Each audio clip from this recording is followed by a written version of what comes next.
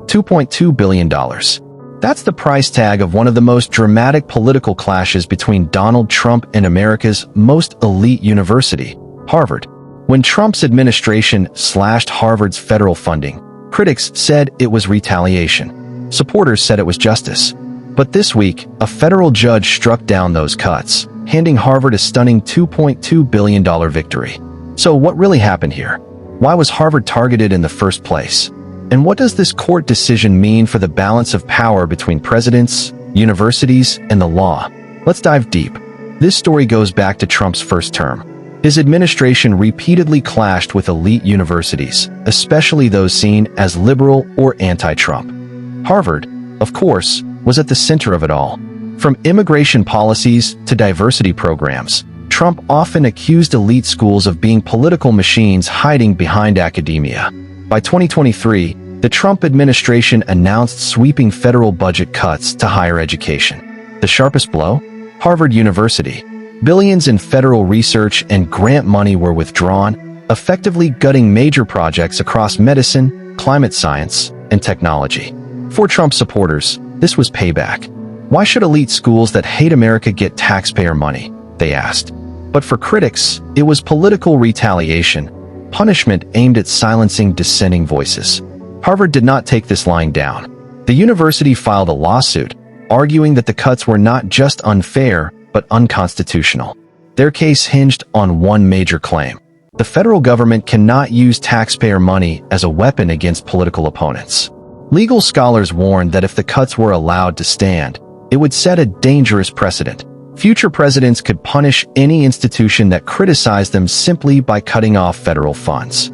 Fast forward to September 3, 2025. A federal judge ruled in Harvard's favor. The court found that the Trump administration's funding cuts were illegal and retaliatory, violating both the First Amendment and constitutional limits on executive power. In simple terms, the president cannot punish institutions for their speech or beliefs by cutting off money. That's not how democracy works. The judge ordered the government to reinstate Harvard's funding, over $2.2 billion in total. This isn't just about Harvard getting its money back. This is about checks and balances. The court essentially told Trump, and any future president, that political retaliation using federal money crosses a line. It reaffirmed that universities, even elite ones like Harvard, are protected under the same free speech principles as anyone else. And let's be clear, this ruling doesn't just affect Harvard. It sets a precedent that impacts every university, nonprofit, or research center in America. But here's the question for you. Do you think elite universities like Harvard should even be receiving billions in federal funding in the first place? Or should taxpayer money go elsewhere? Drop your thoughts in the comments. I want to see where you stand. Of course, this decision comes with massive political fallout. For Trump, this ruling is a blow. It reinforces the narrative that his administration was willing to bend or even break the rules to punish critics. It could be used by opponents as proof of overreach, feeding into larger questions about his leadership style. For Harvard, the ruling is a victory, but also a spotlight.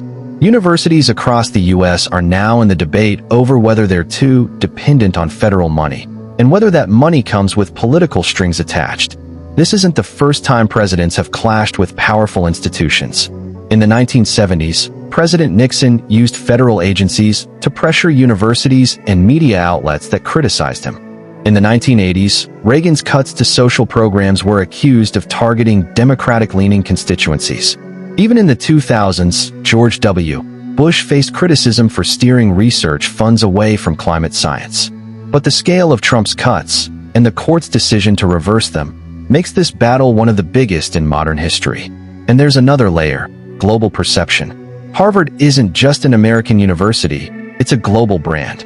Billions in international research partnerships depend on its stability. When the U.S. government tries to cripple Harvard, the whole world takes notice. This court ruling doesn't just restore Harvard's money. It reassures international partners that U.S. institutions can survive political storms, thanks to the strength of its legal system. Here's another question for you. Was the court right to step in? Or should a president have the power to decide where taxpayer money goes, even if it hurts critics? Let me know in the comments. I'll be reading every response. At the end of the day, this is about more than Trump. It's about the power struggle between politics, money, and knowledge. Should universities be shielded from political pressure? Should taxpayer money support institutions that may openly oppose the government? And most importantly, how do we stop political retaliation from eroding trust in democracy?